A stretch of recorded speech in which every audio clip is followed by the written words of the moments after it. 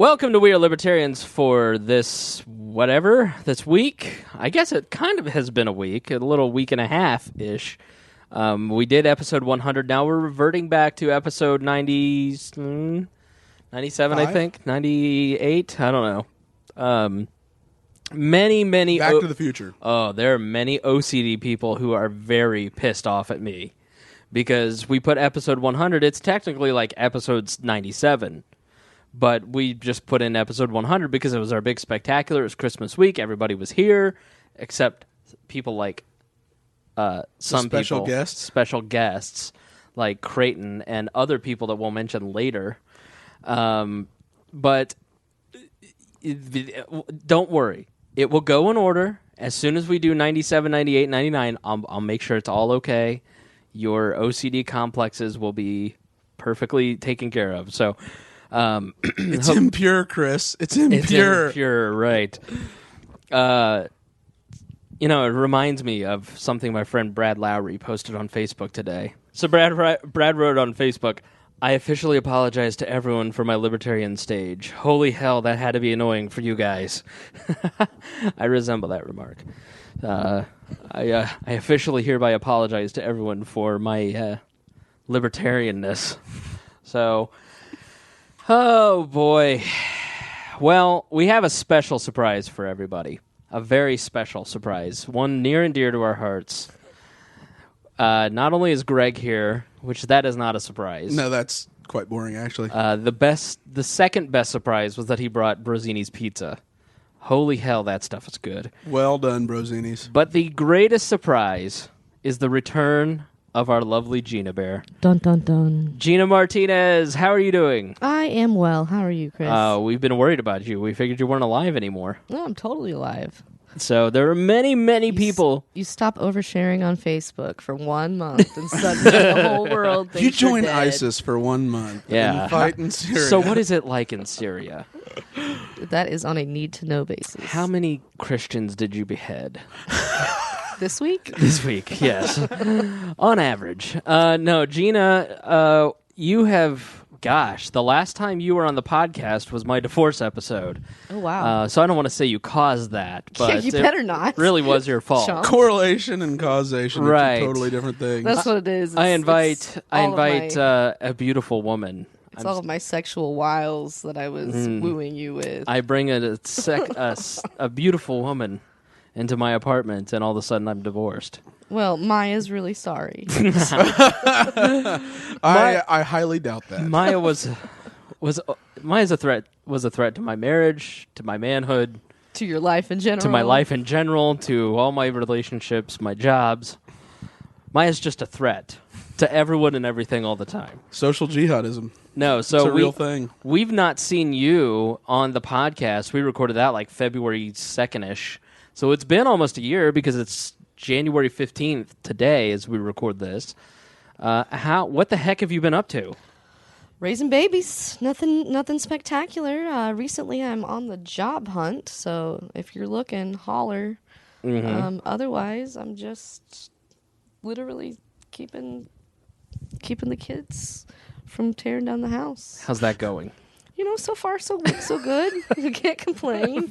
House still standing, so doing something right. Oh, good old Vinny. Right? Vinny is the spitting image of Gena. Yeah. And is 5 years old. He knows everything. He curses like a sailor. He is 8 now. He's 8? Yes. Holy crap, he's old. I'm telling you, he's getting up there. And Dante is the hellion. And he's, what, 2? Yeah, and he is packed full of opinions. And you named your kids Vinny and Dante? Yeah. And your maiden name is Hancock and you're from Edinburgh? I never told you that I was from Edinburgh, but I do have family there. Great deal, actually. So it was funny when we got married because I'm Gena and the guy that I married is Tony. Mm-hmm. And then our first kid was Vinny, and then Dante came along, and it just turned out amusing to me. To be a family of... You trolled your own children with Italian names. You two are as waspy as they come, too. I don't know. White American SP? What is this? White Anglos. Anglo-Saxons Protestants. Actually, Tony's family is a combination of, I think, Irish and Native American with Spanish. Pretty predominant. Yeah, Martinez. My last name's Martinez. It's not all that waspy. Right. you were our female minority outreach expert there for a while. Oh, and we had to replace you with Maya and Joe. Do not blame me for that. And when Maya switched teams, we promoted her. Right? Gena, you're out. Maya, you're in. There you go.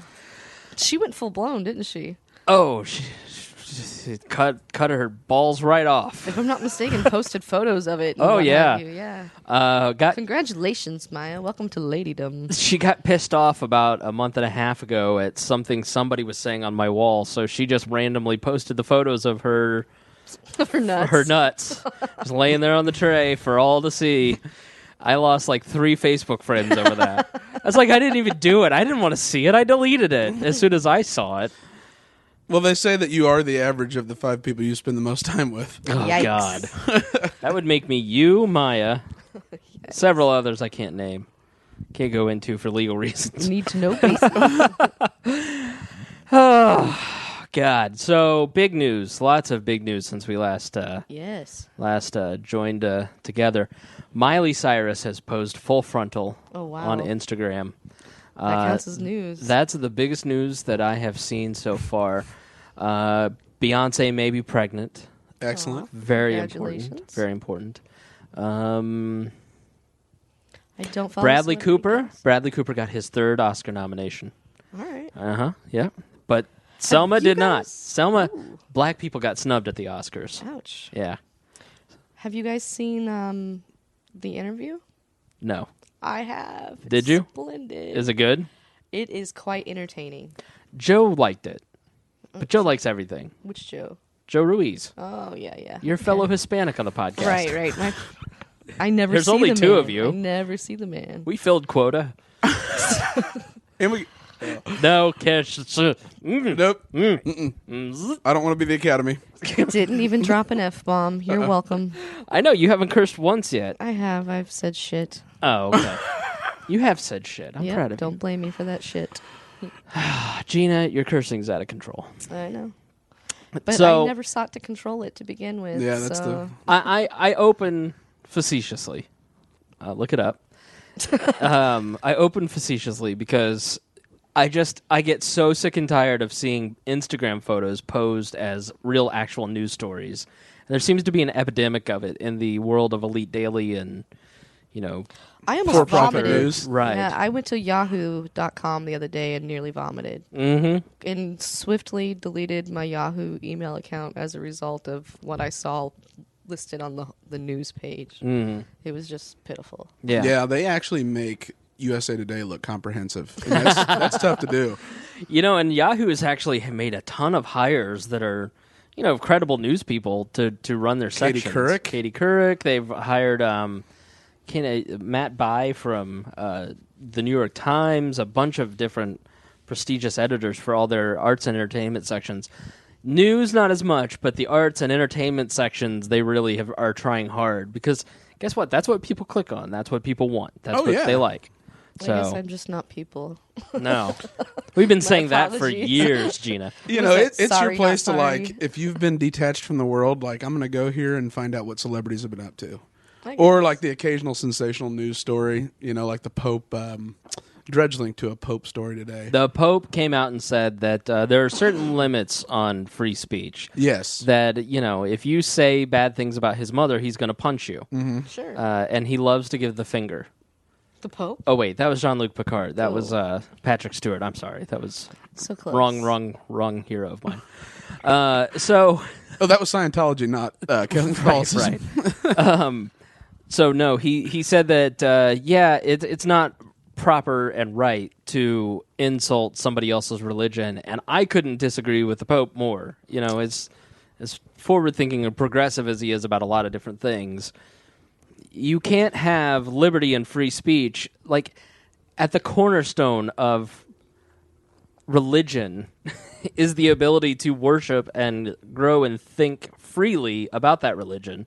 Sure. Of course, And the you're Catholic, assuming that God can't take it. right? Yeah, You know, exactly right. Like that's the assumption that Jesus and God or Muhammad, Right. Allah, they are so petty and so human-like they can't take being made fun Your of. all-powerful being can't handle a cartoon being drawn about you. Well, was he saying that as Catholics you shouldn't? No, you he shouldn't was saying engage in that kind of negative behavior, or was he Expect saying blowback. that laws should be passed? I don't think governing the he's ability to speak of other people's. It was religions. an issue of if you are going to say something about someone else, like so if you are going to mock Jesus or you're going to mock Muhammad, expect to be hit back. Like Okay. that's a reasonable expectation. I mean, Now, saying that if he wasn't the Pope could be portrayed as those cartoonists and As satirists supporting. deserve to die. I see what Right. you're saying. As supporting the Now, granted, since he talks directly to God, it's not an issue for him. well, he's got the Pope to God phone line, right. that they keep in the. It's like Colbert's the Oops Vatican. Jew hotline. Oh yeah. Oh God. Yeah, I mean, I'm not really surprised that the head of the Catholic Church is. Can you we know, mourn the passing of Colbert really quick? That's kind of sad. That's Meh. happened. It's the same joke has gone on for 8 years. That's enough. So Fine, I guess I like I'm the the Daily only one. Show. I watch the Daily Show every day. Colbert, it's the same character. It's the same joke over and over. It's that he is a buffoon, and I've got Jersey Shore if I I want don't to know. watch buffoons. There were some Colbert moments. There were occasional times where he would make me laugh, but by and large, He it was biblically bitch slapped. I can't think of who it was now. He had on a major Republican. Lindsey Grahamnesty, No, McCain, Palin, McCain. Yeah, thank you. He had McCain. Maverick. He had McCain on and biblically bitch slapped him like the last week or two that he was on the air. So he said something along the lines of saving the best for last. He said, to quote the Bible, saving the best for last. And McCain was like, yeah, I don't think that's in the Bible. And then he just dropped fucking verse and line. And it was like, oh, okay, I guess that is in the Bible. It was just quite amusing to watch Stephen Colbert drop Educate John McCain on the biblically. Bible. Yeah, it tickled me.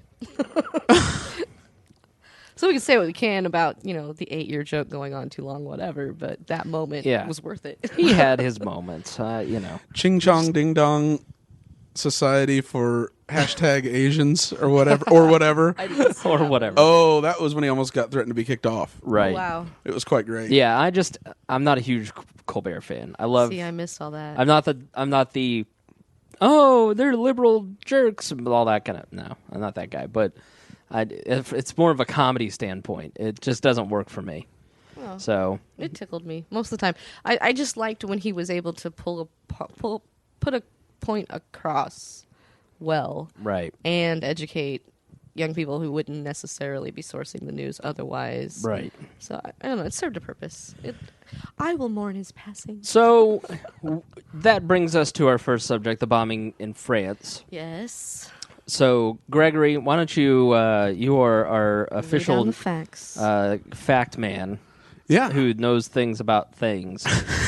And so why don't you educate us on what happened in France? So last Wednesday at 11:30, Oh my God. He straight came across with date and time. No kidding. Right out the a door. two brothers and a getaway driver, two French-born Algerian descent brothers, stormed the offices of Charlie. Charlie Hebdo. Charlie, is it Hebdo or Hebdo? Hebdo. Hebdo. Which I assume is pronounced Ebdo because Yeah, it's the French. AH. Yeah, it's Hebdo. They stormed the offices. They spoke fluent French. They were asking for the individuals responsible for mocking the Prophet Muhammad through satire. And they were relatively innocuous cartoons. It wasn't until after this attack that they've become inflammatory, like today's cover. So in like retaliation. Yeah, they were, in my opinion, very, very tame. Like if you go on Reddit, subreddit, I'm going to hell for this. You talk about bad. The Right. Prophet Muhammad could not be displayed more in a worse fashion than on Every- As I of- understand, though, Yeah. like the tenets of the religion are that the Prophet Muhammad cannot be displayed. That is incorrect. I read an That's the article that Hadith. Yeah, I read that that's not even in the Quran at all. So, yeah, in the Quran, Muhammad, there's several verses where he says to ignore the ignorant, Sure. don't engage them and turn away. And so the hadith, though, in Islam, there's the book, then there's what he supposedly said. The hadith is what he supposedly said and is attributed to him, and scholars like source how close, kind of like, the more times that's been heard, the more likely it was he said it. That's where that appears. That is a relatively new phenomenon since like the 1950s, because Islam went under like a great moderation for a very long time, and then a guy became a professor, Saeed Khattab, at Cairo University in Egypt, and had two very influential students, Osama bin Laden and al-Zawahiri, who's the current leader of Al-Qaeda. And Khattab was actually a graduate student at Colorado State and was absolutely mortified by seeing his fellow Muslim students and how they acted in America. Writes an extremely influential book, becomes a fundamental professor at Cairo University, has two bright, aspiring minds. When the United States sets up a military base in Riyadh in Saudi Arabia, Osama bin Laden, who is politically connected and loosely related to the House of Saud in Saudi Arabia, says if they come, they'll never leave. And here we are today. But so that the revival of Islam since the 1950s and the Muslim Brotherhood, really, because Khattab was one of the founding members, has really driven this radicalization and fundamentalist nature of Islam. And it's become now to the point where people don't even know, the followers don't know what was said. The followers don't, it doesn't matter because they have a political and religious elite that tell them what is right and what is wrong, and they're so desperate, they'll believe it. Okay. And in Very some little cases, access to reliable information. The internet, Doesn't exist. censored news, Sure. threatened with death for Right. for believing anything They other. live in a state of constant control as well. So even if they thought otherwise, they wouldn't be able to express that view necessarily. Now you'd be beheaded if you challenged a Right. leader.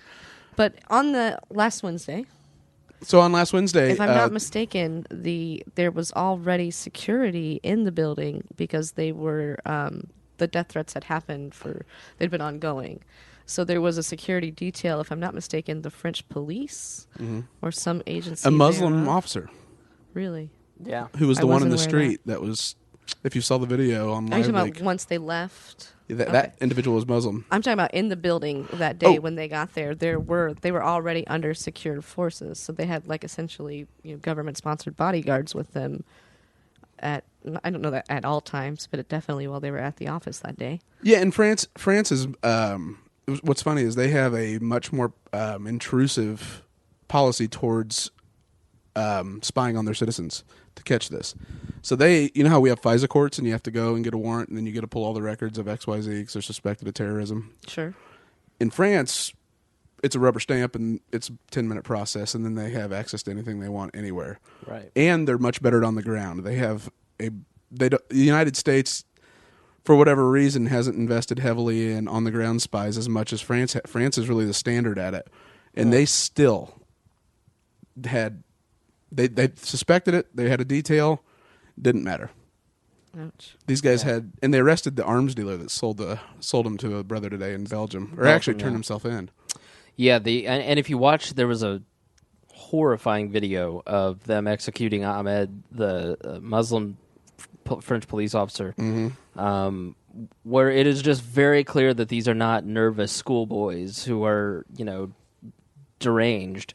These are well-trained paramilitary soldiers, for lack of a better term, who are carrying out a mission. I mean, it is very well executed.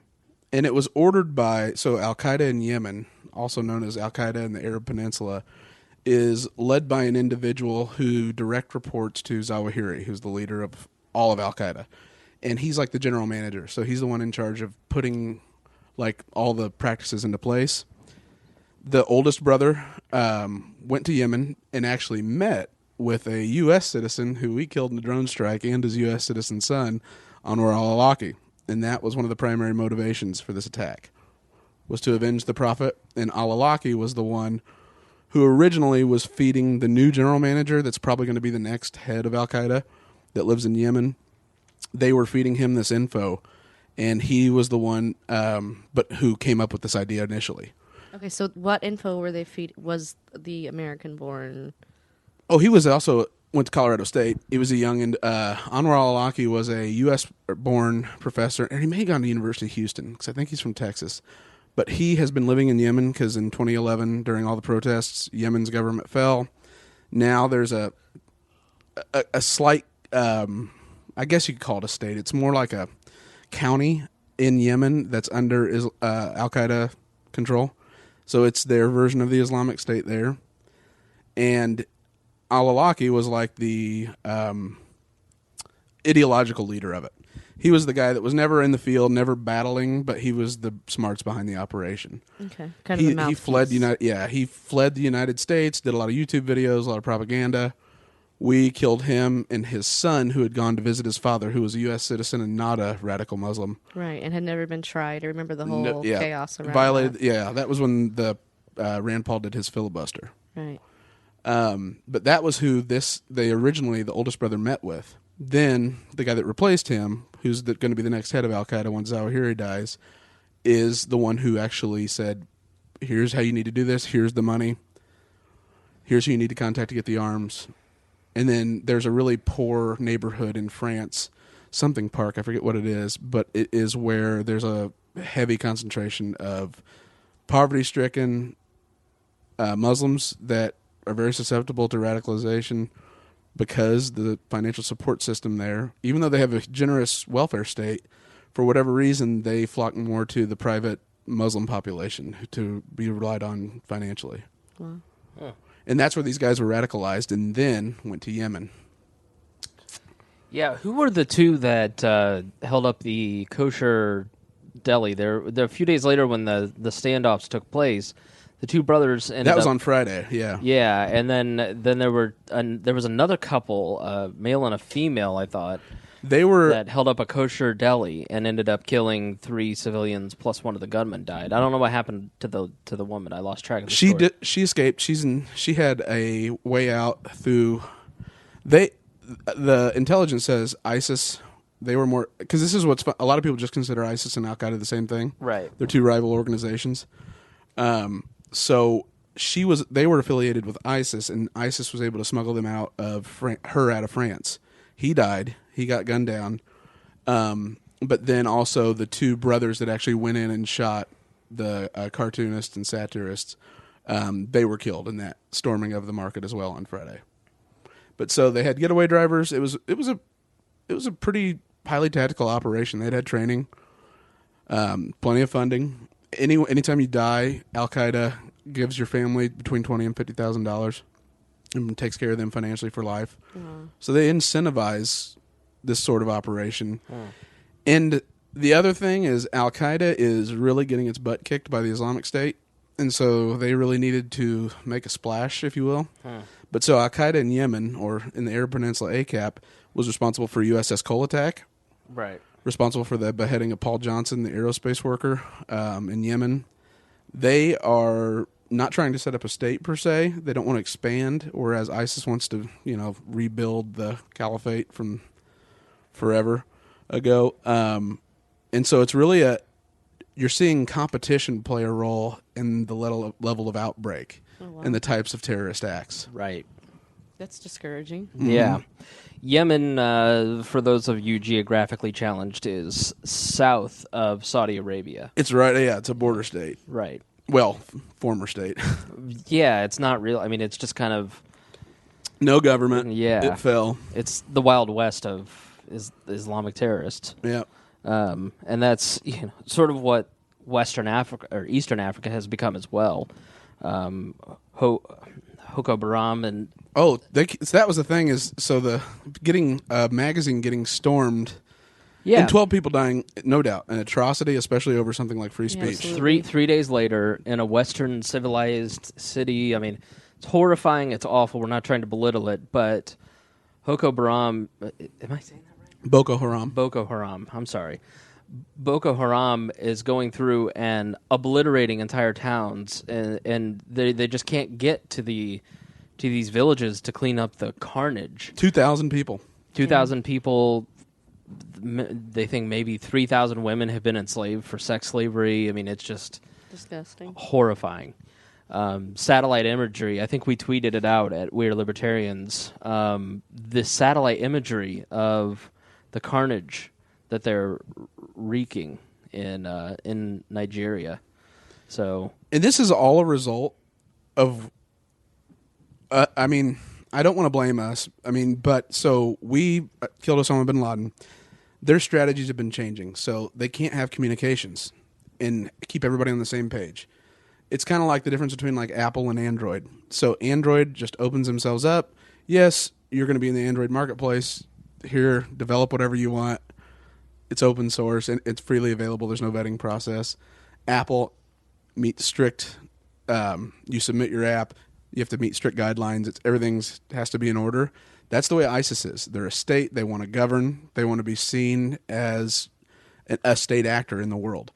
Al-Qaeda, because they had to change tactics, has turned to a franchise model.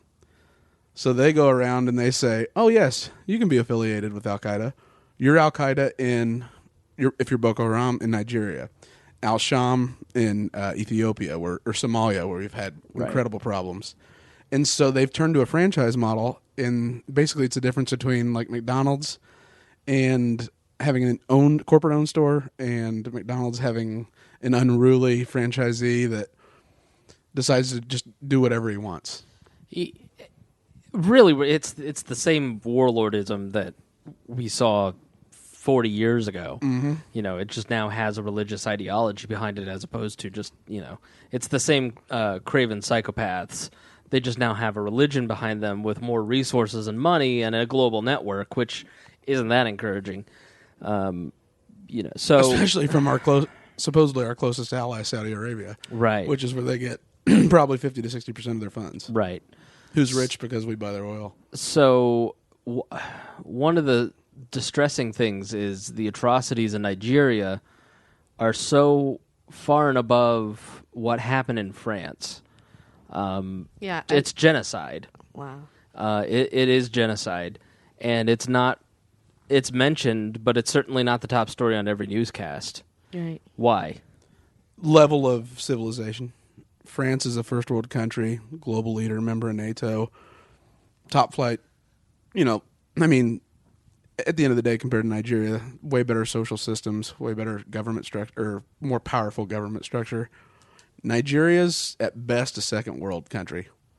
They have the most potential, but it's still a tribal mindset as opposed to I'm a Nigerian citizen. It's I'm a member of... Dare I use the word neo-colonialism? Absolutely. But isn't that sort of that attitude where, oh, well, listen, I'm sorry what's happening to Ubuntu and whatever's going on over there. I don't understand Africa. I mean, there is a little bit of... I don't think Nigeria has much of a tribal mentality. Well, they have a horrible Muslim-Christian problem. I see. But what I'm saying... Not necessarily... Sorry, not like Hutsis and Tutsis. Right. I was like, I don't know No, I meant Muslim-Christian is... They don't look at themselves as Nigerians first. They are first and foremost religiously identified. But I do really think that there is some racial component to it. Where there is... Or desensitization. This has been going on. That's just Africa. It's always been going on. That's how it is. That's, you know... I mean, I do think that it is easier for us to have context because we all study world history through the frame of Western civilization in high school. So we understand where Paris is and what Paris is. Nobody knows the difference between Nigeria or Niger. You know... they don't know where those countries are at in Africa. I mean, so I think it's a part of... But that being said, it doesn't make the loss of humanity any less. I mean, it's just... less significant. Yeah, like that's the part that I struggle with, why that's not why it isn't a front page story, the front burner story. And, you know, the same level of outrage applied to that where world leaders... How about some world leaders fly to Nigeria and march with the government there? I mean, it is just seen as an African problem, and so you know those lives aren't as valuable. Agree with me or disagree with me? Yuck. I agree, but that's consumer driven. Because Joseph Kony got a lot of clicks, a lot of eyeballs, social media campaign. Well, that was also driven by the activists who were. I mean, it just depends Promoting on it, right? Yeah, but Dredge the same day had both listed. Yeah, the Paris attacks had a bit more clicks. I'm not it's saying profit driven. I'm not saying core. necessarily it's just. Yeah, I don't even know the details behind the attacks in Nigeria. Oh, so you have a minute by minute replay of what went down at Charlie Hebdo, and most of us have seen at least the brief news reports on what happened in that event. I have no idea. What does a Nigerian face look like? What are the two towns? What are the two cities that have been destroyed by Boko Haram? And that's sort of my point. It's not necessarily about Drudge or AP or Yahoo or CNN or the news outlets. It's why don't we want to consume that information? Why is it not as relevant to us? Or avoid. For whatever reason, we're just not as interested in it. Listen, if it bleeds, it leads. Mm-hmm. And there's way more blood in Nigeria than there is in France. So what is it about us that doesn't want to understand why this would happen? Or why would they have why would there be a benefit in suppressing that information?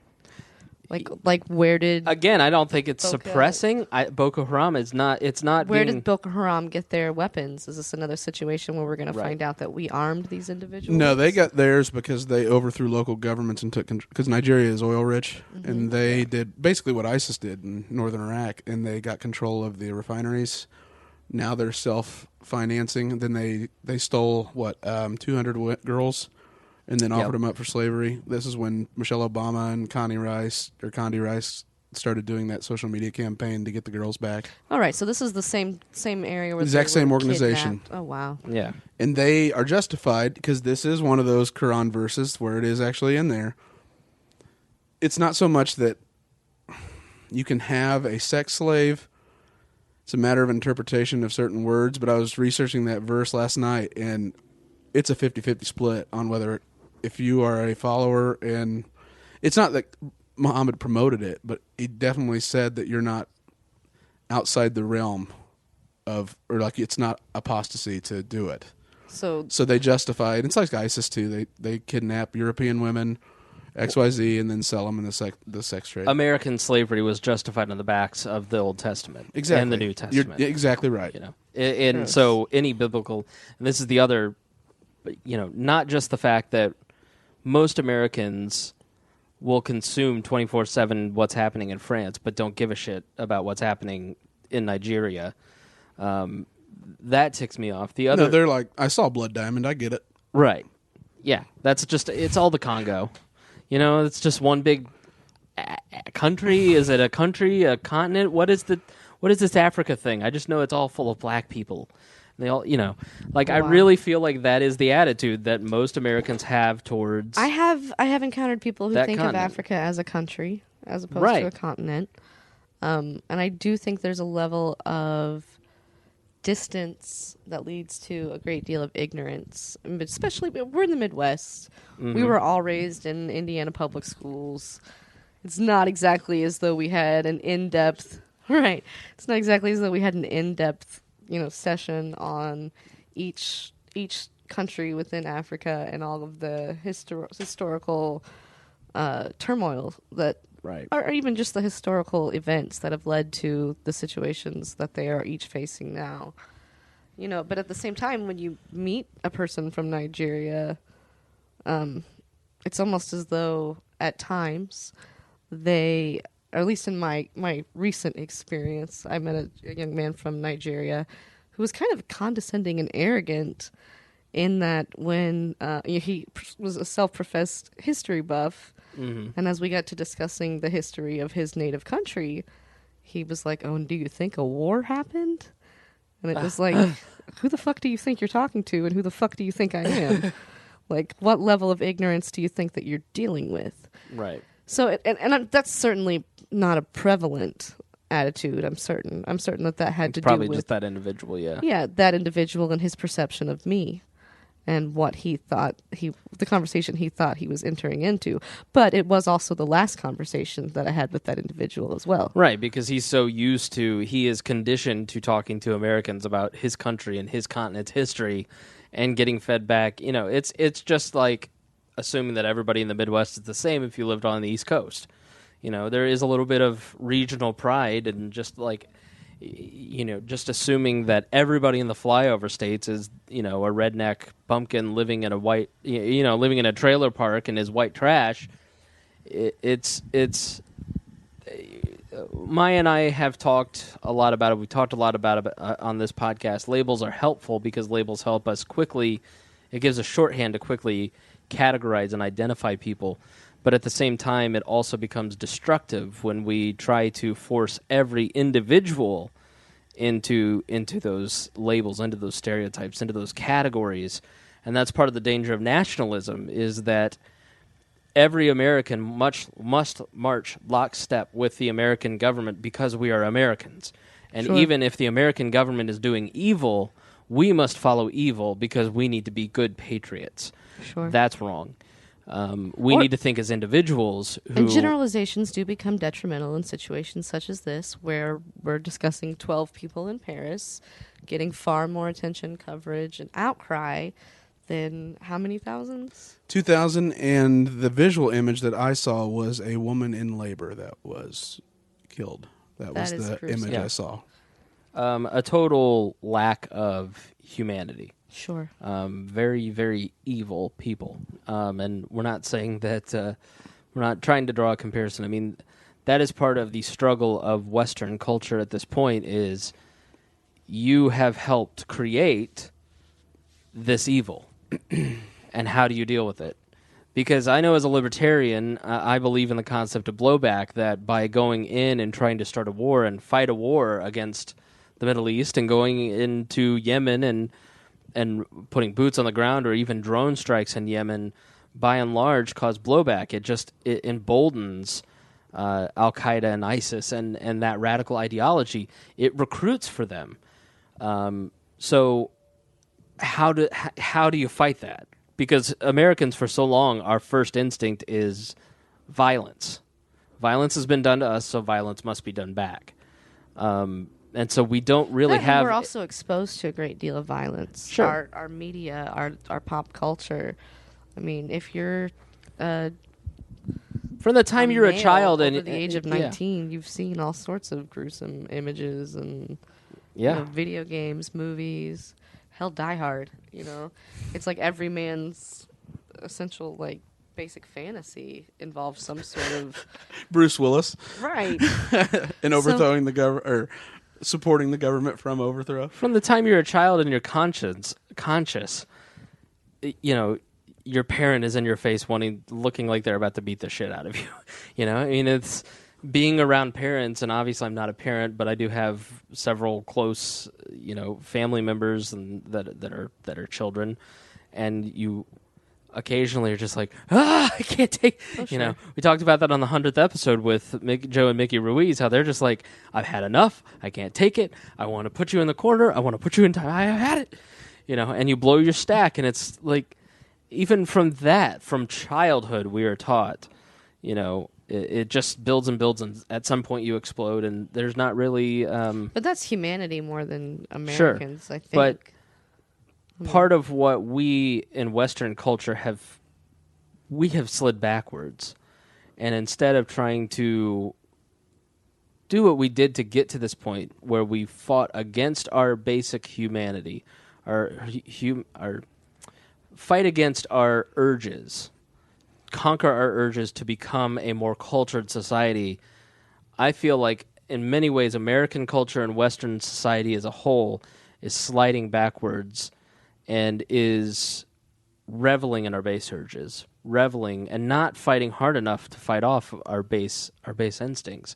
I'm not saying that if you get mad at your children, you're a bad person. I don't want that to be misunderstood, but I'm saying that's an instant. That is a human I think if you don't urge. ever get mad at your children, you're doing them a disservice. Right, you're probably because disconnected. the rest of the world is going to get angry at your children. Right, because you're Depending frontal on their lobe level is You're not going to be behavior. president. right. Depending on their level of behavior, you know what I'm saying? Oh, totally agree. I think it was like, who was it? Oh, New York? That Senator Daniel Patrick Moynihan, he released a really controversial report saying that essentially the reason that what's happened to the African American community in the United States is that the federal government, and this is a Democrat, has replaced the man's need to be in the nuclear family.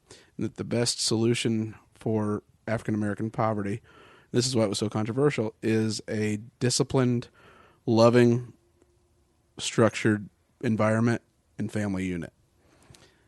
That was the end of his political career, but this is also probably the greatest public policy mind in all of Democrat politics ever. So why did it end his career? Because you can't say that as a white person.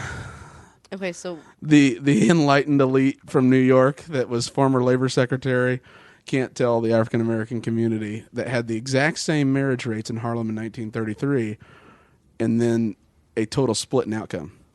In employment, marriage rates, and then the only thing that changed, only variant he was able to notice was the marriage rates and the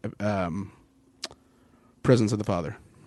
okay, so was his statement inflammatory? What was it that he said? The report about- was. The Moynihan Okay, report so was, the is report was- arguably like one of the most inflammatory reports in public policy circles it's ever, maybe the most. Was it recent? When Because it's assuming that the structure of the white family unit is the correct family unit for success within an already racist structure But I of don't- society. I guess from my perspective, that's not necessarily a white family unit. It's just a family unit. Oh no, but he was the messenger. Right. Okay. I mean, an old white guy with white hair. Yeah, an old Privileged white guy with background, white went to hair, Ivy League privileged black- schools. I understand all of that, but what I'm saying is the family model that you just described is not one that I associate with being of European heritage or having white skin. I don't think of. I mean, in this day and age, just as many white people are divorced or living in single parent homes as African Americans, for sure. No doubt. But at that era, civil rights era, Oh, was it in the 50s? yeah, 50s, All right, 60s, okay. civil rights era. That, and, I mean, there are Time all and kinds place, of you know. reasons why a person's political career comes to an end, and a lot They of become it a has, libertarian. right? A lot of it has more to do with outside factors and intimidation. It could be if you stand up and say anything, somebody's going to find a reason to intimidate you in the event that they want what you have accrued. Period. So if he had accrued a decent amount of followers, someone is going to come out of the woodwork and try to seize those followers or those supporters, however you want to phrase that. Yeah, it was just seen as a betrayal of the party apparatus. Because, the civil rights movement, it's like that movie Selma right now. You see, I haven't seen it. I would like if to. you watch It looks that, you'll good. see a portrayal of Lyndon B. Johnson essentially telling Martin Luther King Jr. to go out and get some white people to attack some black people so we can attract some support. No joke. That's horrible. Now, there's debate over whether that's true or not, Accurate. but if anyone knows anything about LBJ, that's true. That sounds like a real awful, horrible thing for a terrible human being to say, so it must be true about LBJ. Wow. Because if you've read the Robert Caro books, you realize he's awful. He is the guy that Frank Underwood from House of Cards is based on. Right. I haven't seen. Oh, House of you would Cards. love that. Yeah, You no. would love that. I haven't LB seen House of Cards, Game of Thrones, Scandal, none of it. I've Yeah. avoided all of those things that would probably be right up my alley. We are now 44 minutes into this podcast. Excellent. Creighton has just responded to yesterday's, hey, we're having a podcast, and he says, my bad, I forgot. So, Creighton, we missed you. Say hi to Whitney for us. Yeah. Oh, so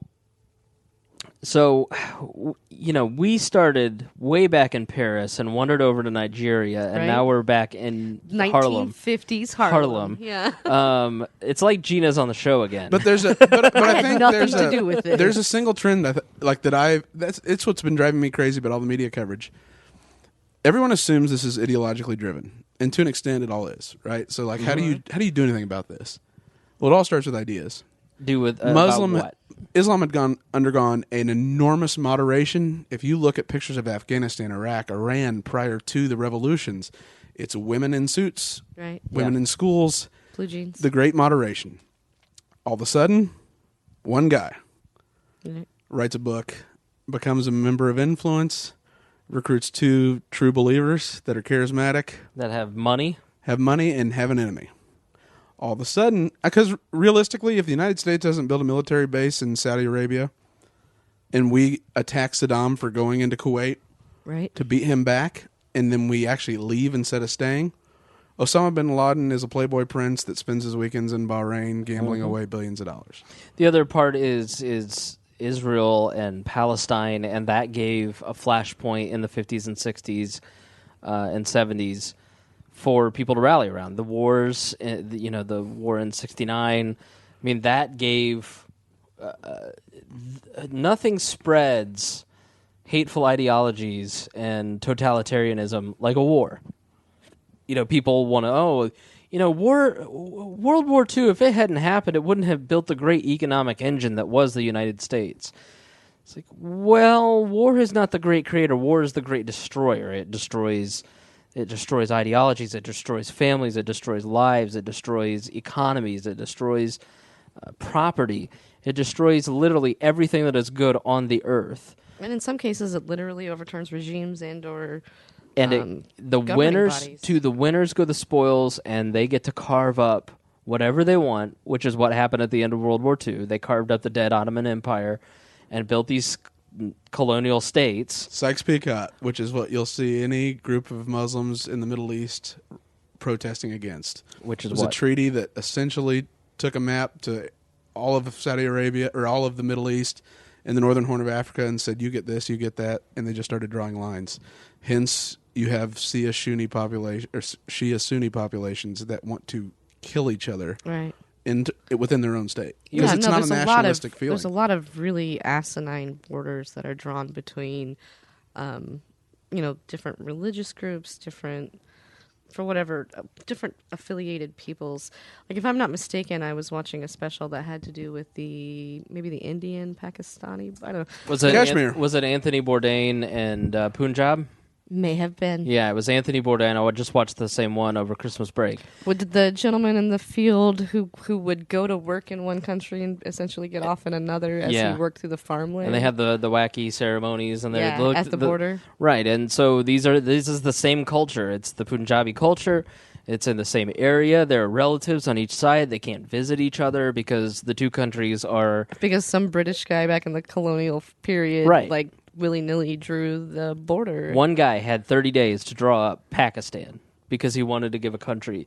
There was no thought put towards any of this.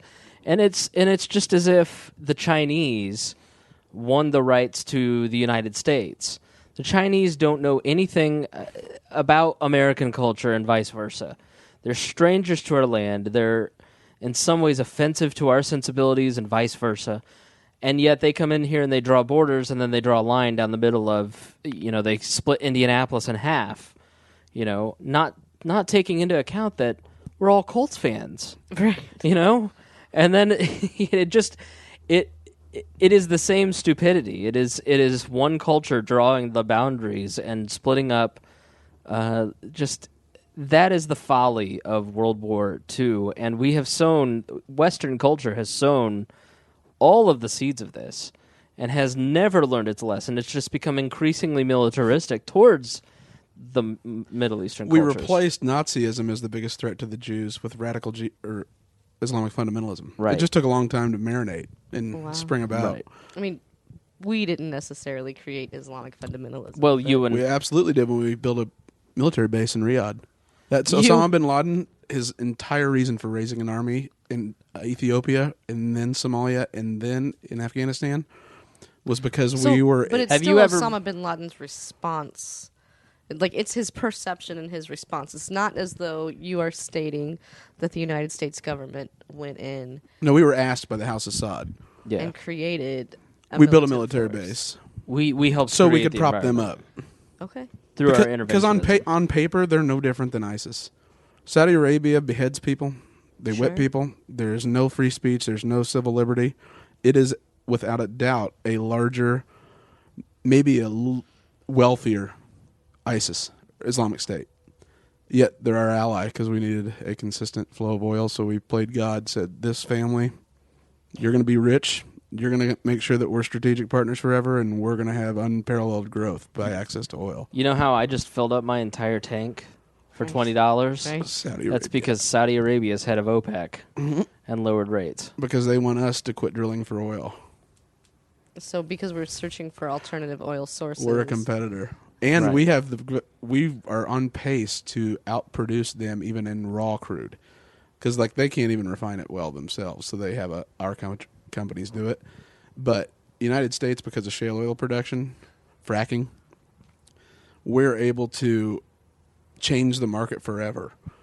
Because if we don't need them, they're going to open up the floodgates because they have to have a $79 per gallon or per barrel price target in order to fund government operations. Right now, they're below that. Why do you think Saudi Arabia has had very little fluctuation in their society in the middle of the Arab Spring? It's because they have large subsidies given to their population that keeps their population under control. Because their population's getting a check each month, just like Alaskans under Sarah Palin. Maybe we should put Sarah Palin in charge. Might get the same results. But that would go over well. Right. Saudi Arabians looked around and said, all right, we could give up the subsidies for these nutballs, or we could just keep the money and let these guys continue to have power. And that's why there are definitely revolutions brewing in Saudi Arabia, but they are also swiftly dealt with and murdered. Yeah. And they're building the Great Wall of Saudi Arabia on their northern border against Iraq because that's where ISIS is based. It's a stronghold. And so they just announced plans. It's going to be essentially a 600-foot deep cement moat with drawbridges and the highest level of security you've ever Berlin seen. on steroids? Yep. I have not heard that. It's brand new. They just released the plans yesterday. Wow. They're really worried about the northern border, and they're considering doing it against Yemen as well on the southern border. Wow. Because there's nothing ISIS, not Al-Qaeda, there's nothing ISIS wants more than to be in control of the two holiest sites in all of Islam. That's how you secure your divine right. And if you are, although you are ruthless and barbaric, you are civilized, you don't want the uncivilized, ruthless barbarian to come in and take over your holy sites. Who will destroy Mecca because it is a false idol. Right. It's a sacred ground for Muhammad, not Allah. So they would destroy it. You know, that is... So how could a follower of Islam not be a supporter of Muhammad? You can be, you just can't worship him like a false idol. So Islam isn't allowed to have shrines. So there are Christians who don't believe in wearing a cross. So he's a prophet that is not... So like Jesus is a prophet, he's a prophet but he's also too. God incarnate, essentially. Jesus is a prophet for Islam as well. Right. Yeah. So Christians believe that Jesus is God. Mm-hmm. But like... Islam doesn't like believe Moses, in it's like worshiping Moses. Okay, so, and pardon my ignorance here. No, you're fine. I truly always assumed that there was a belief that the Prophet Muhammad was some embodiment of Allah. No. Allah just revealed what... Because Islam doesn't believe that Christianity and its central tenets and early stories are wrong. They have the exact same ones in the Bible. Right. They just believe that God had his understanding of what he wanted had changed. So he revealed himself to Muhammad.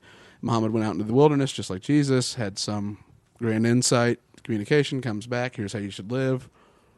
He is the greatest prophet, but he is not divine. No. Whereas Jesus is divine. Half man, half God. In this house, he is divine, Greg. You take your atheist crap and get out. Oh, I'm not atheist. I was going to say, he has the same creation story as Spangle. I've been working on a Spangle demigod creation story for many years. I am wearing a shirt that says I'm the leader. Dear leader. So, so it is, that is... That's a decent segue, dear leader. Let's go into... the primaries? No, I was going to go into the interview, the movie. Well, yes. Let me say this. I mean, the thought that they're building a wall that big, that is something that is thousands of years from now that will stand the test of time. I mean, that is mind-blowing if you look at it through the frame of history, that they're going to build something that... Why do they build this? It's like the Great Wall of China. Right. Everybody knows what the Great Wall of China is, but nobody really knows why there's a Wall of China. and it was to keep the barbarians out. Yeah, I was gonna say, wasn't it specifically like the Huns? Attila. Yeah. Yeah.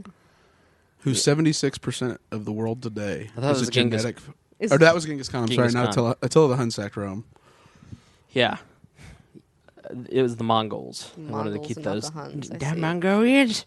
All right. So, yes. So, Thank you for making that mistake with me, Greg. So I feel slightly less ignorant. Oh, you're fine. we all make mistakes, Gina. Whatever. This podcast could even be considered a mistake on certain levels. Believe that. This episode or the totality? Totality. Okay, that's what I was going to say. Other big news items. So, we didn't really... So, let's talk about the freedom of speech in the Yes, Charlie Hebdo. That was the main focus. Because, gosh darn it, it is so cute when world leaders get together and they rally around a single point and they stand in unity for free speech. And then you look at the photograph and you realize that each and every one of these specific douchebags have all passed legislation to increase spying and limit free speech in their countries. And you just feel like politicians these days just aren't telling you the truth. Like, maybe these politicians just aren't exactly who they say they're supposed to be. I'm just losing faith, Greg and Gina. It's like everybody wanted him to go Obama to go march in the parade for free speech, in memoriam of Charlie Hebdo and all that they stood for. And then you think about Edward Snowden and the NSA, and then 2 days later, David Cameron, chief douchebag of Britain, is passing laws that might ban Snapchat and Instagram in England. It's like, don't sit here and march in honor of what Charlie Hebdo stood for. Hebdo. And then go, listen, I'm American, okay? I don't even eat French fries, all right? I eat freedom fries. Gross. You take your French toast and get out. And surrender. Yeah. I only eat Belgian waffles because I don't know where Belgium is. That wasn't a bad bush. I was just thinking that the was same thing. a close W. Thank you very much. He just went from being dear leader to the decider. So I just, I just felt like it's hollow, and I really don't care that Barack Obama went or didn't go, or and I'd give Obama a pass because him walking out in the open air in a country that just had a terrorist attack earlier that week, the security protocols for the Secret Service and the Americans would 5 of whom were released, or right. I think 1 resigned, and 4 were they were all forced out. relieved. Of So duty I'm this sorry, week. but Obama's going to completely change the whole event by his presence because Right. of security for him. It's going to go from a Charlie Hebdo remembrance moment to a hey, there's President Obama moment. Right. And so sometimes your presence is better, like just not being president would be good. That'd be a good start. But Not all of Racist. us share that so sentiment. you can get out. Right. Well, no, I have encountered individuals who are like, not my president. And it's Right. like, excuse me, which country do you live in, bitch? Yes, as a matter of fact, he has been, and will be until the next election. He's Right. 2 terms, your president. Until the Yeah. Supreme Court decides that governors outrank presidents, that's your president. Yeah. So So for the next couple weeks. Yeah. Is that what you're getting at? Maybe. So, where do you guys stand on? We talked a little bit about the Pope. Did we talk about that on air?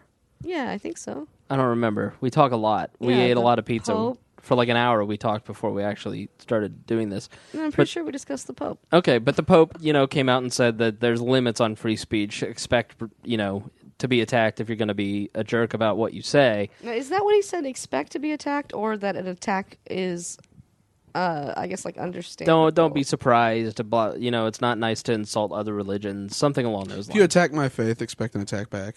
You insult my mother, I will punch you in the face. Which is a pretty cool thing for a pope to say. Like that A ranks little bit different than turn the other cheek, but not bad. right. Yeah. So now he was joking. In all fairness, this is a funny But pope. I mean, that's a huge... This pope could be on Letterman But like, in the third slot. Okay, so like the reference that I made earlier to you're doing your children a disservice if you allow them to get away with things without showing anger that you know the rest of the world will express anger for. I can see the Pope legitimately making that claim. Hey, people, if you do not want to experience the backlash as a result of your actions and words and expression, be mindful of what you express. And I guess at its core, that's essentially what he's saying. Now, Right. do I in any way, shape, or form condone the actions of the people who carried out this attack? Hell no. I am all about freedom of expression and what have you. But at the same time, if it were me and someone... I can't say that I would respond violently to an art form, but there are certain instances where I could see myself or others. I want to kill some people when I hear Justin Bieber sing. Hey, I'm not arguing that. No, I think what the Pope was saying is speak to others in love, and if Sure. you're being provocative, to be... to to anticipate what you have provoked. You are purposely shoving, you have a cobra in your face and you're jingling your keys in it. Maybe not a good idea. I think, and instead, shouldn't you try and bring peace and harmony to the world, which is a very Pope-like thing to say. Absolutely. Agreed. So that was probably the spirit of what he meant, the spirit in which it was intended. Freedom of speech and expression in the age of the radical Islamist. I know you have several memes that you posted in the chat that you would love to put on the We Are Libertarians wall from Reddit that unfortunately... We would all have our necks slit right now. Fecal matter Gena would like in... to state for the record that she abstains from anything that either of these two have ever posted on any social media. Well, this is in the private It's chat, private, yeah. and generally fecal matter is a no-go on the We Are Libertarians Facebook page, especially in this case and in this wow. use. Oh, wow. Bacon should not be put there, Greg. Well, I wanted to drop, bacon wrap cruise missiles on most of the Middle East for the last week. But That sounds kosher. actually, not most of the Middle East, sorry. A specific northwestern part of Iraq and Syria. And that's the only way. And honestly, that won't do any good. Because This is such inflammatory speech. Oh, it absolutely is. I know. Because And it goes both ways. exactly, because they're, conversations with they call people. us godless atheists, Oh, and beyond that, so I don't know. Like one of the few conversations that I've had with a person from this particular region involved, he's just heavily racist to a point that it kind of surprised me how heavily racist he was. And yeah, it was the same kind of notion of I would like to have all the people of that particular subset of however you want to call that rounded up into one area and eliminated. yeah. And it was just horrifying to me that, this genocidal mindset exists. For me, it's not that. It has nothing to do with Islam or Muslim, because I don't see it like that. It's if you think that Spengdadi is... I just had a brain fart. That Yeah. was No, hilarious. al-Baghdadi You is... just turned me... Spengdadi. You're not on Facebook, so Yeah. you don't even know what's going on. That was a Gina. birthday picture of him. You don't even know what's happening on my Facebook It's fact. wall. He's a I did celebrity. give up Facebook. I taught him Photoshop, and I've regretted You it did ever not since. teach me Photoshop. Okay, so Um, whom were you actually referencing? If Al-Baghdadi, the leader of ISIS, the Islamic Al-Baghdadi. State, Okay. the caliphate, or the caliph of the caliphate. But he's not a religiously driven person. he's that- not a what? He's not. This has nothing to do with religion, in my opinion. Just as with Hitler, Oh my. I'm sorry. They are scrolling for me some of the things that have been on Facebook recently. Oh wow. I have no words. Okay, so go ahead. So just as you were comparing al-Baghdadi to Hitler? no, I'm saying any ideological movement, it would be a mistake to think that that they're true believers at the top. To think that Hitler was purely driven because he wanted to eliminate Jews across the face of the entire earth is not true. For Baghdadi, Baghdadi, this has nothing to do with him absolutely trying to create the end of the world in the right situations so that the Mahdi comes back in Syria. Yeah, there it is. If you're not Facebook friends with me, or just go to the We Are Libertarians Facebook page, I'm sorry to totally derail every thought Greg just had, but you have to go to the We Are Libertarians page and see what he's doing to me.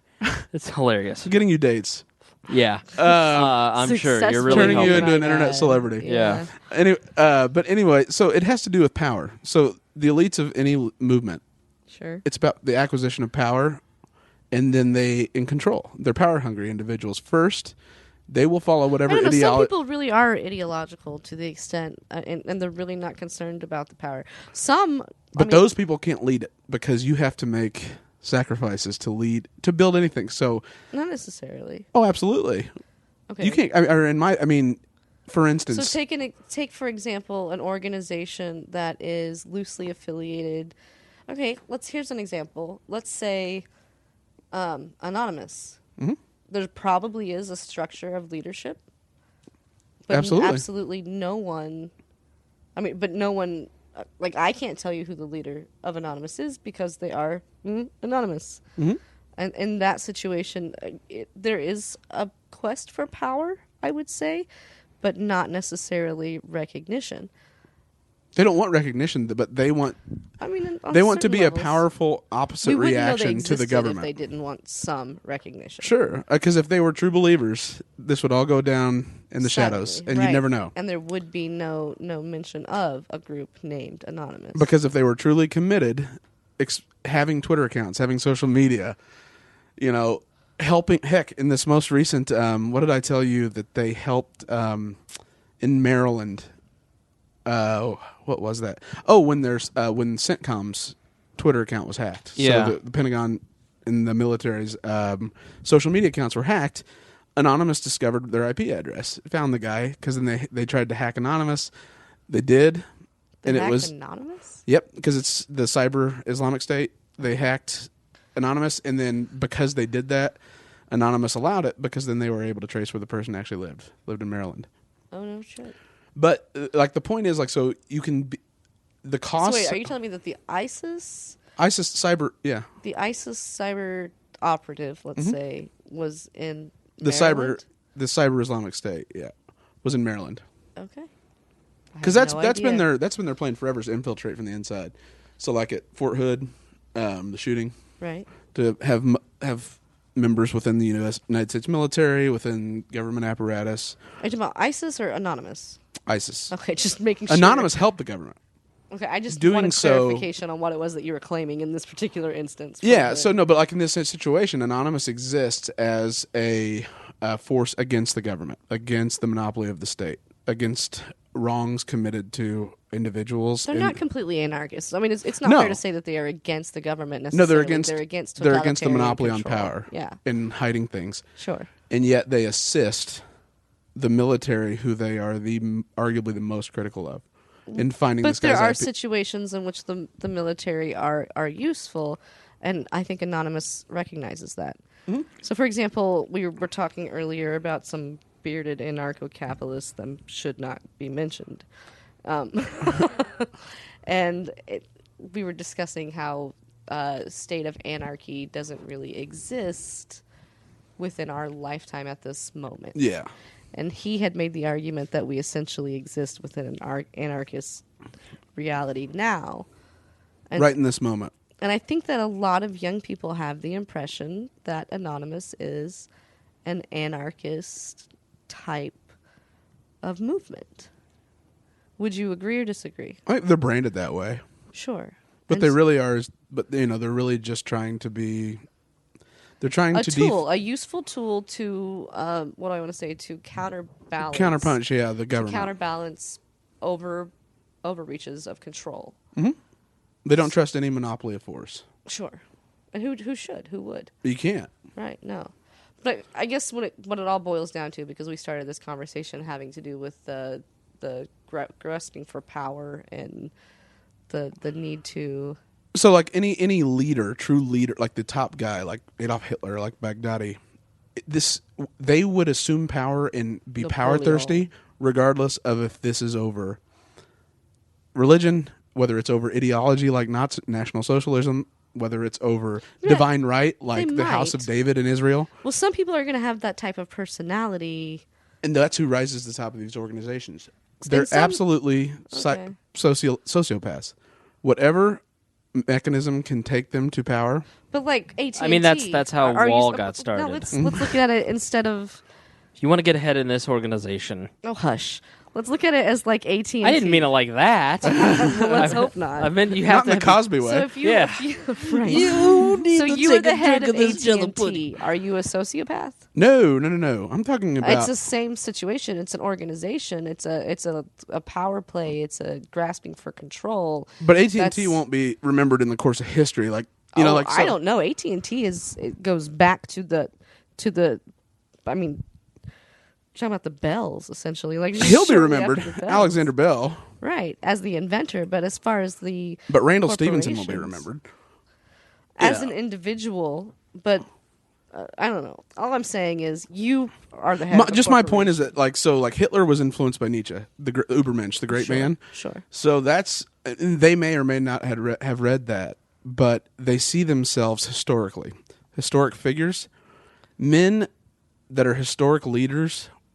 Can't be tied down to idealism, because as you approach it, there are incredible costs. So, for instance, they shouldn't be, but they are. No, they're not. You're saying they can't be tied down to idealism. No, they and many of them do get tied up in idealism, and they ride it to power and abandon it when it's convenient. Like Richard Nixon. Sure. I am the president, so I'm saying it can't be against the law. Right. I'm a crook. Or they I'm not a crook. They will ride whatever wave, get out front of it, lead it, carry it to power. You guys have to be beholden to the law, but I can't. I mean, George W. Bush, branded as the greatest free market capitalist ever, says, "I had to bail out the free market in order to save it." They are not who their ideology is. They're power hungry, and that is the way society is based. And that's often what we fail to I'm keep going to defend George W. Bush here. Because okay, go and ahead. that's never going to happen again in my entire. It's never happened before. It's never going to happen again.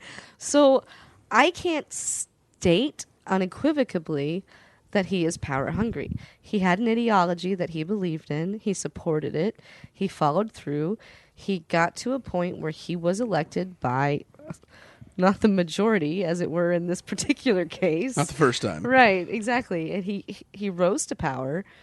Sure, there's a power hunger element there, and there was certainly a legacy because he was following in his father's footsteps and what have you.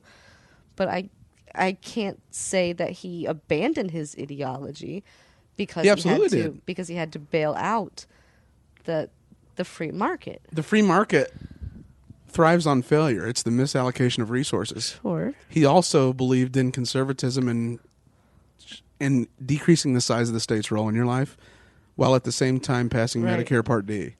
He also is a true conservative when conservatism is based on let's not get ahead of ourselves. So here we are vilifying George W. Bush when, let's be honest, a lot more of those particular decisions that we're referring to have kind of a Halliburton-y stench to them. What they have is it allowed him to maintain power and keep the status quo in place.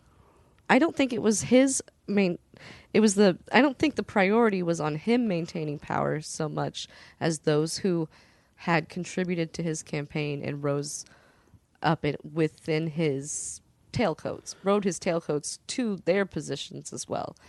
I think that if you were going to vilify George W. Bush for turning his back on his principles without acknowledging the fact that Dick Cheney led a tremendous amount of the decisions that we're referring to here. Oh yeah, Bush's presidency was defined by foreign policy, and the whole reason he picked Dick Cheney is there was no more qualified senator. I'm sure it was his decision. Or polled better at foreign policy. If it had been a different pick, sure, everything would have turned out different. But because he was completely inexperienced, he had to pick the guy that had the perception of the most experience. Right. So he did, and then it turned out history unfolded where that took the dominant role of his presidency. Sure. But to think that the and it's Bushes... a huge stain on his presidency. Oh, totally. From a lot of perspectives. Huge stain. Again, this will never, ever happen again. People write this down. I'm going to defend Dick Cheney. Not really defend Dick Cheney, but say something not horrible about Dick Cheney. He has white skin.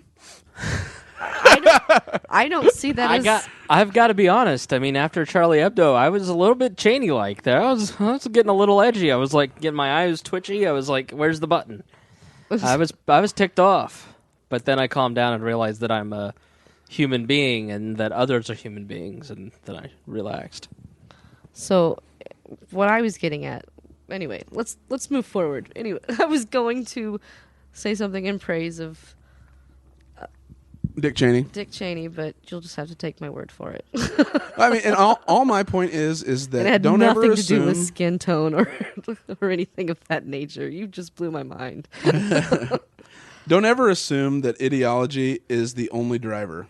Sure. That's the vessel. Okay, I think that is a very accurate statement, but to state that you can't tie them up with ideology, I think is a misstatement simply because so many of them are. When we think of Hitler, the first things that come to mind are ideologies. Mm-hmm. Period. So for you to say that you can't what ideology though? Several ideologies. I mean, the conquering concept of him. Expansionism? Sure, let's call it expansionism for certain. There are genocide, period. That's an ideology. But do you think his Jew hatred stems from thinking they're an inferior race? Or is that just because he has a general dislike and needed a villain? I think that in the Nazi regime, Jews were scapegoats. Absolutely. I don't think it stems from Hitler's ideology specifically. It may be. I don't know enough about the historical... He didn't have one. He was elected. Everything he did was legal. Right. He was elected to power, and then he decided no one else would be. And the Germans... then he decided that Italy should be part of Germany, and Poland should be part of Germany, and he ran into lots of opposition, and hence the World War. But National Socialism was a sweeping ideology of that entire part of the world. Sure. Why? I couldn't tell you off the top of my head. Because society needs to be organized by an elite, a governing class. I don't think it's a matter of organization necessarily. That's what socialism is. Take We Are Libertarians, for instance. You need a charismatic leader. Yes. An invisible hand to guide you through the process. Ideologically, socialism is not necessarily the organization of the elite organizing the quote-unquote little people. Socialization is a matter of... We use the term in a derogatory manner when we say a reallocation of funds, essentially, that you are redistributing the wealth. And I think now that's a difference in ideology. That's welfare liberalism. Socialism is government ownership, and so the collective owns them. The state owns them. That's the thing people get wrong. So, like welfare liberalism, the state owns who or what? All matters of production. So, in industry, banking. All that is state-owned. That way the collective owns them. That way it is populist. Everyone has a stake. Okay. But it is still managed, administered, because you can't have everybody voting whether or not the car companies should buy black tires for the new Volkswagen. Sure. It's inefficient. Right. Eventually you have to have someone who is, whether they are voted in democratically or whether they are seen and chosen as the most... Okay, so help me here. So when we as Americans refer to, let's use the term socialized healthcare, mm-hmm. How does that differ from socialism and or that's completely different. Liberal? We have welfare liberalism here. We don't have socialism. I totally agree with you, but that is not the claim that many people will make in their arguments. Yeah, that's just because I don't know. Right. No, it's ignorance. It's completely ignorance. But let's go ahead and clear up the difference. So welfare liberalism is the idea, is founded by John Rawls, Harvard professor, in that we are all born... It's called the veil of ignorance, is his thought exercise. So since human existence is a social existence with other individuals, he asks everyone to imagine a state where you don't know anything other than your life. You don't know if you're male, female. You don't know anything about each other. in this thought experiment, everyone decides that since I don't know what my talents are, since I don't know how smart I am, since I don't know who my parents are, I don't know how far along I am in society, there will be a relative equal outcome, which means a redistributive. So the people that were investment bankers don't know it at the time.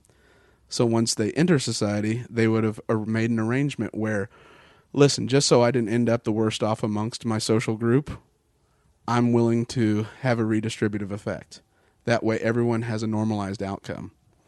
Socialism is where everyone owns it, but an elite rule it.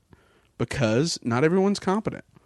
You want the most competent person, especially if it's on the behalf of everybody, administering whatever industry, whatever organization it is, because you can't have mob rule. It doesn't work. How is the most competent determined? Either election or like in a republic. See, that's a terrible idea. That's direct democracy. The most competent via election? Good luck. Well, then there aren't philosopher kings, though, like Plato. We can't have the all-knowing individual say, that one's the best.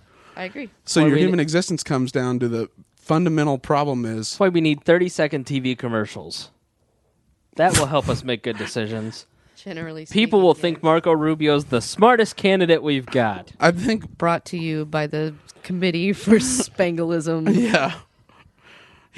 The best thing that you ever said about Marco Rubio is that among all the candidates for president, he's the most Hispanic. He is. That was a brilliant line. He is. Ted Cruz might beg to differ. He's Canadian. He's a poser, eh? All right, nationalist. Poser. But no, it's so you talk about something like what's gone on with Charlie Hebdo. At the end of the day... Oh my God, you guys, it's not Edbo, it's Hebdo. I'm American, you little Frenchie. Hebdo. I'm not French, but it's Hebdo. B-D-O. Yeah, and we keep saying Headbo, and it's just like... In my head, the B and the D are facing opposite each other. I know, both of you. It's just... And I'm trying to let it go on occasion. Yeah, Hebdo. Al Spangle, or whatever it was, Spangdati was... Al Spangdati. Will never leave my mind. Yeah. We actually only have several pictures of Baghdadi. We don't know it isn't Spangle. There's no way. The two have never been seen in the same room. That's true. I can all never I'm say that I've seen them in the same room at the same time. My goodness. First of all, audience, let me apologize. The youngest of my two children had me up until 4 or 5 in the morning, and I am without sleep. So if I'm slurring my speech, please overlook We just it. figured you were drunk again. I wish I was drunk again. No, I think it's helpful, Gina, because you're asking questions that I think most people have. It's just that we don't get to. Sometimes I want things clarified, Right. for the sake of the peoples. But we do have to start wrapping up. We do. Of course, let's wrap it up. It's the safest thing to do. It's the most intimate way. No, it isn't. All right, kids. So, free college we ought to do next time. We'll get Creighton free in college, damn. I'm sure you're all for it, so we'll get Creighton in And here. I wanted to praise the Koch brothers. So Gina had always, in her veil of ignorance, railed against the Koch brothers because the Koch brothers bought everything as far as politics were concerned, which is, again, within the veil of ignorance. I'll totally acknowledge it. Found an article on Politico. Look it up on the I think it was the... Are you talking about the overcriminalization of drug war? Mm-hmm. Overcriminalization. Yeah. One of the Kochs was the Libertarian vice presidential nominee. Didn't until Al Spangdati filled me in when I was like, hey, guess what, Spangle? I donate the Koch brothers today. And he was like, what is up with that? Wow. And before, you considered them worse than Cheney. No, but they were on par. Yeah. They were creeping up that Halliburton ladder. That was happening.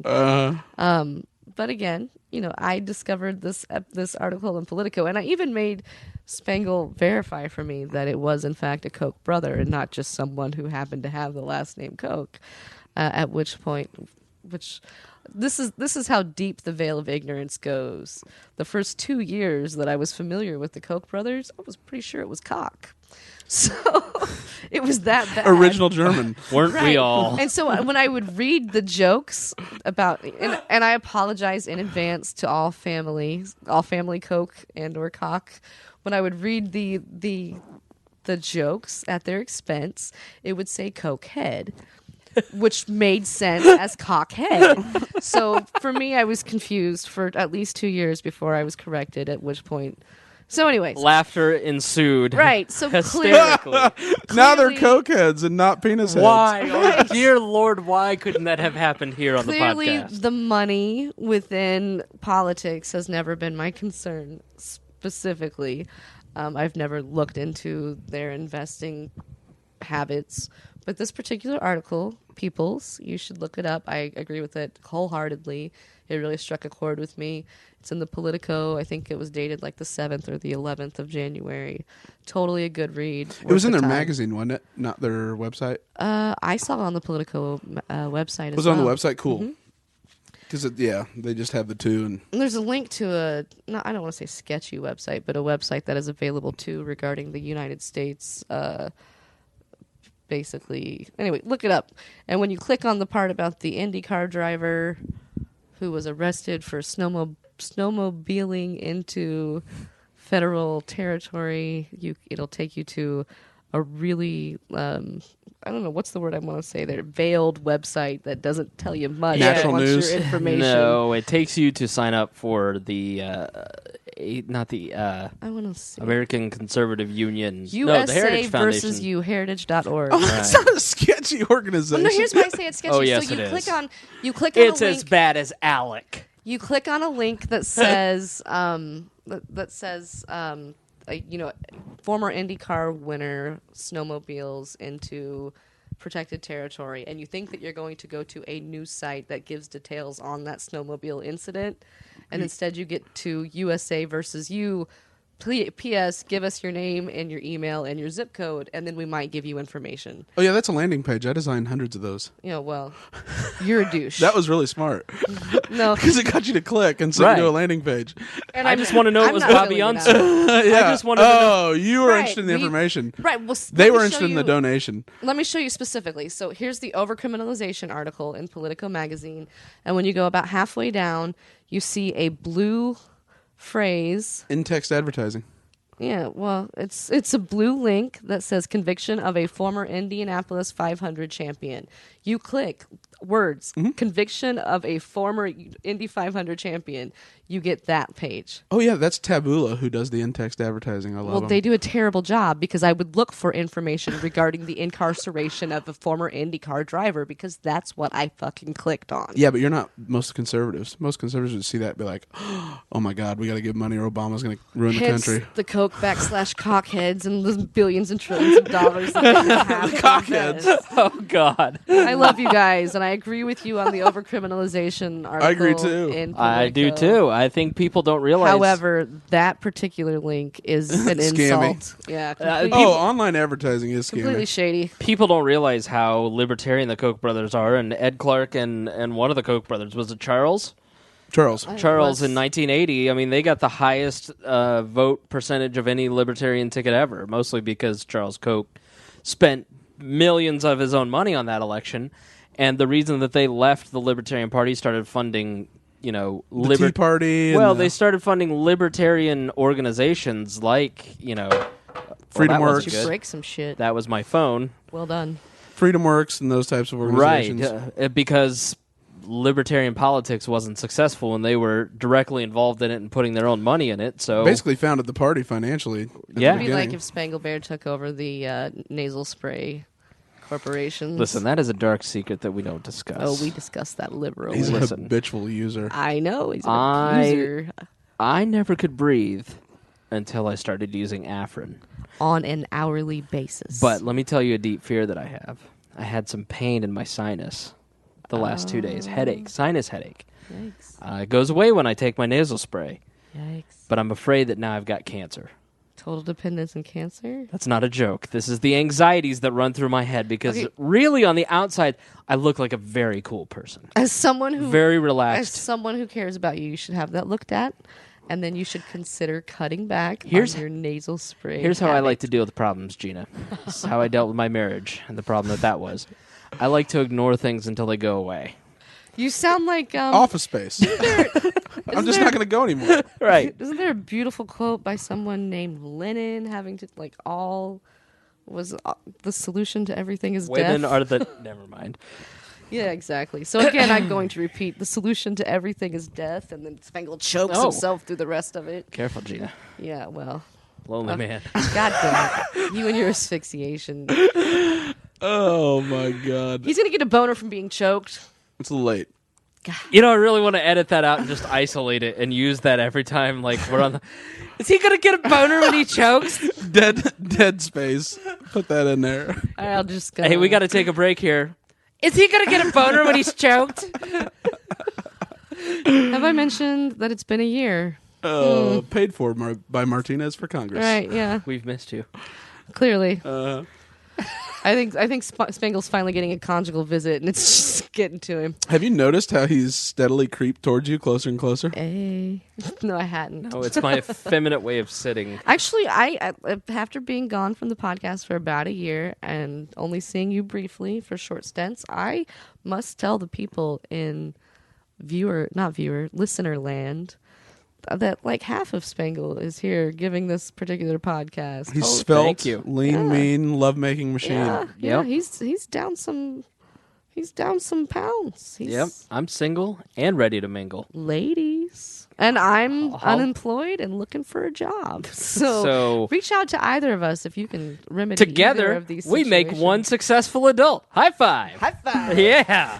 Greg's like all put together with his backwards Colts hat and his college sorority douchebag. I own a credit union. I'm in charge of people with my money the little people. and my We don't even car. have vaults. Spend at my 5 bank. minutes with me in Facebook chat and tell me that I have it put together. Vaults don't exist. What is this? You are the one who spends the most time out of all of us on I'm going to hell for this on Reddit. It's fantastic entertainment because I'm so pass. desensitized to everything else. It's the only place I'm shocked. Horrible. It's horrible. That's horrible. All right, kids. So that was Gina's wrap-up item. Greg, what didn't we cover that you wanted to? CISPA. That's coming down the pike. CISPA is... Again? Seriously? It just got proposed, and it's under a new name. I'll have to look up the name, but this just got put up yesterday. Text of the bill got leaked by a staffer. It is it indemnifies tech companies from essentially sharing data with the federal government automatically. Now, it can't be stuff that can be used to identify you immediately, but like usage patterns, that type of thing. But it is a backdoor to more surveillance. Justin Amash will throw a fit, thankfully, and then hopefully Bernie Sanders and several other of the civil libertarian Step types. up to the plate. But it is highly unpopular. It's going to come back with a different name. Watch for it. Don't let it pass. Yep. Write whoever you have to write. Russia is having Assad come in to Moscow in the United States, and Iran are going to sit down, and we're going to try to act like we are not in support of Assad, yet have political discussions with them and allow him to stay in power while we crack down on ISIS. Okay, so wait a second. Russia is hosting a get-together With between... us, Syria's leader, and the one under threat from ISIS, and Iran, and Saudi Arabia probably will have to be there because that's the other actor that has power. But do within they the have region. to be, or does Putin get to decide? He's inviting them all to have a political conversation. Getting these individuals in a room together is an act of God.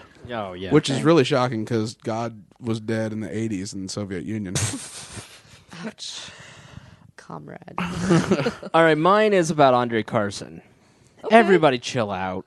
What's going on with Andre Carson? Andre Carson is the first Muslim appointed to the House Intelligence Committee. And everybody's freaking out because... I wasn't even aware that Andre Carson was Muslim. Oh, yeah. Exactly. Gina lives in his district. I Right. live in his district. You live in his district. Mm-hmm. We live in the guy's district. Nobody here knows he's Muslim. He's Nation of Islam. He's as Muslim as Harry Reid is Christian. The CIA director was Muslim during 9/11. Really? Wolfowitz. Wolfowitz is Muslim? Practicing does Muslim. not Haven't you seen sound- Zero Dark 30? No. He's praying in it 5 times a day. Are you sure he's not Christian? Yeah, Wolfowitz does not sound like a highly sounds like- Muslim last name. Google it. I'm not watch saying I watch Zero Dark disagree with 30. you. I'm pretty sure I may be getting Wolfowitz wrong, but it was the Let's just leader. say- If I'm watching Zero Dark 30, it's to see Kurt Busch's girlfriend. Let's just say Greg's information is about as real I'm looking as it a up. kosher pork chop. looking it up just real quick. All right, so Andre... Muslim CIA officer.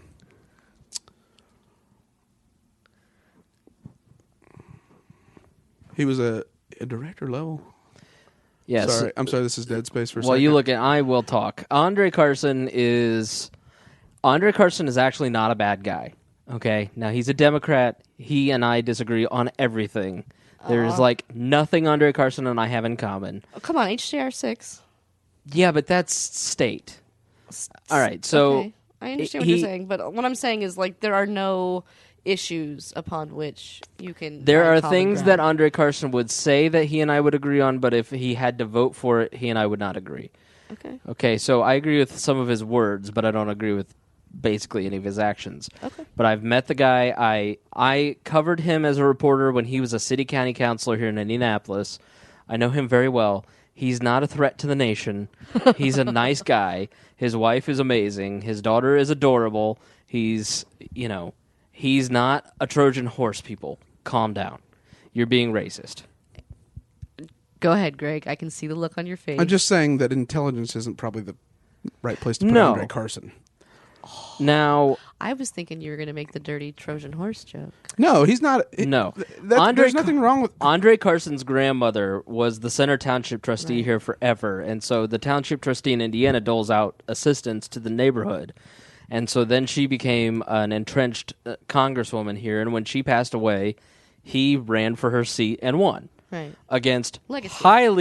highly qualified people, including one person we've recently talked about, Woodrow Myers, Right. who is head of Horizon, which is the company that we believe, allegedly, to have contributed to the death of Rachel Wood in episode 92. I missed this one. Yes, you should go back and listen to Rachel's story.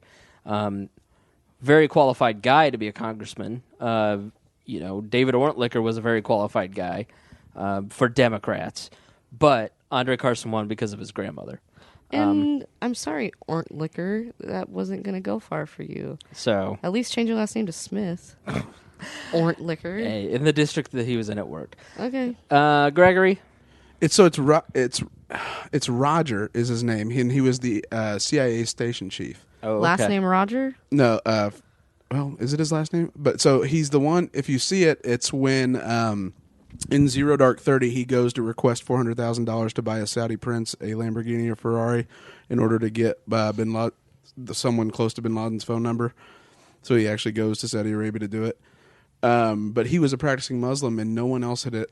No, he was a Christian, I believe, but he married a Muslim woman and converted. And so he was Okay. leading the Zero Dark 30. He was in charge of it and who would get in trouble if anything bad went wrong. And no one in his job had ever lasted more than 3 years. But he was a devout Muslim that prayed 5 times a day and had a... this sounds so American. He had the rug that you lay... The carpet that you would prayer lay rug. The prayer rug, okay. That's what it's called. I didn't know if it had I a mean, special- that's It the does American have a special term for name, but It does, and prayer I don't know rug what it is. the term by But which so we he would all pray 5 recognize it. times a day, and that was part. And that was just the like part of Zero Dark headscarf. 30 that throws you off is he walks in there and is waiting, and he's praying. Yeah. You know, Now, headscarf, correct me if I'm wrong. Is it hijab or hajib? I think it's hijab. hijab. Hajab? Hijab. Yeah, see, headscarf. Right. I call it do rag. Okay, Oh, all totally right. different That's apparatus. no That's racism. when you people. got your... That's not racist. All right, kids. Thank you for joining us, Gina. Yes, it's been darling. great having you here. I It know it's been has. emotionally traumatizing for you, Good night. but we've yes. loved seeing you. It's been wonderful to see you. Yes, indeed. And I will acknowledge my love for the two of you quietly when we're off air. And matter of fact, I just want Yeah. to go on record as saying this evening I have been nice to both of you, praised my fucking George W. Bush for the first time in ever, Thought about Dick Cheney. tried to throw a bone to fucking Dick Cheney, praised the Koch brothers. Who the fuck am I? Like, what's happened? Sounds like you've been on the We Are Libertarians podcast too long. Gross. You're a regular Michelle Bachmann. I hate your face right now. We're going to find out whether or not Greg likes it when I choke him. It's not bad, Greg. All right, kids. Thank you for joining us here on We Are Libertarians. We love you all. Gina, great to see you. Greg, Thank you guys for it's been having me. tolerable having you here. All right.